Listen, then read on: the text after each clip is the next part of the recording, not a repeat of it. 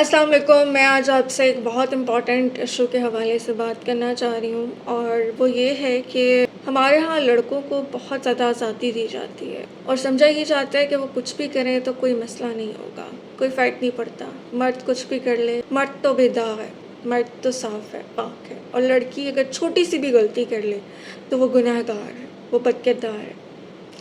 اور اسی سوچ کی وجہ سے ہمارے معاشرے میں مردوں نے ایک اس طرح کا کلچر فروغ دے دیا ہے کہ وہ شادی شدہ ہوتے ہوئے بھی غیر شادی شدہ مردوں جیسا رویہ رکھے ہوئے ہوتے ہیں، وہ شادی شدہ ہوتے ہوئے بھی غیر عورتوں کے ساتھ تعلقات میں ہوتے ہیں، اور اس بات سے اس کے گھر والوں کو کوئی فرق نہیں پڑ رہا ہوتا. اور میں اس چیز کو بہت زیادہ سمجھتی ہوں کہ یہ تکلیف دہ چیز ہے کہ لڑکوں کو سپورٹ کرنے میں ان کے والدین بہت آگے ہوتے ہیں، اسپیشلی ان کی مائیں ان کے گناہوں پہ پردہ ڈالنے میں بہت آگے ہوتی ہیں. ایون کہ وہ خود ایک عورت ہوتی ہیں، لیکن پھر بھی وہ جانتی ہیں کہ ان کا بچہ کیا کر رہا ہے، ان کا بیٹا کیا کر رہا ہے، لیکن they still try to conceal their sins. ٹھیک ہے.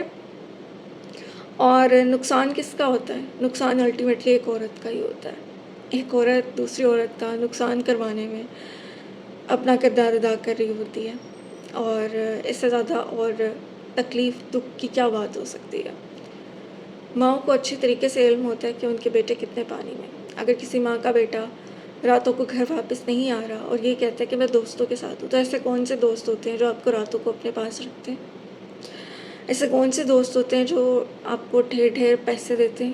ایسے کون سے دوست ہوتے ہیں جو آپ کو مختلف جگہوں پہ لے کے جا رہے ہوتے ہیں؟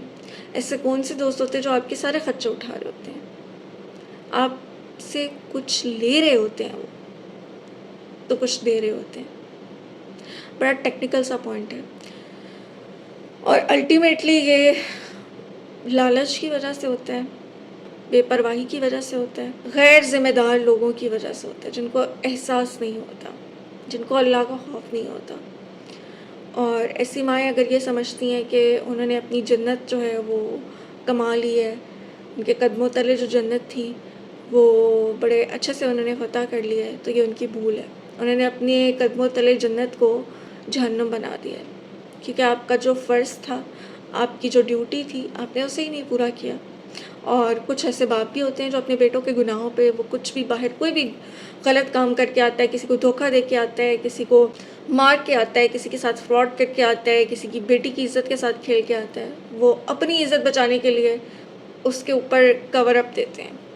اور الٹیمیٹلی کیا ہوتا ہے؟ معاشرے میں کرائم پھیلتا ہے، معاشرے میں اناج پھیلتا ہے، فساد پھیلتا ہے.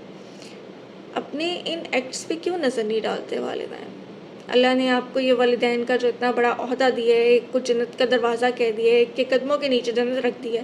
آپ لوگوں نے سوچا کہ جنت کمانا بڑی آسان چیز ہے؟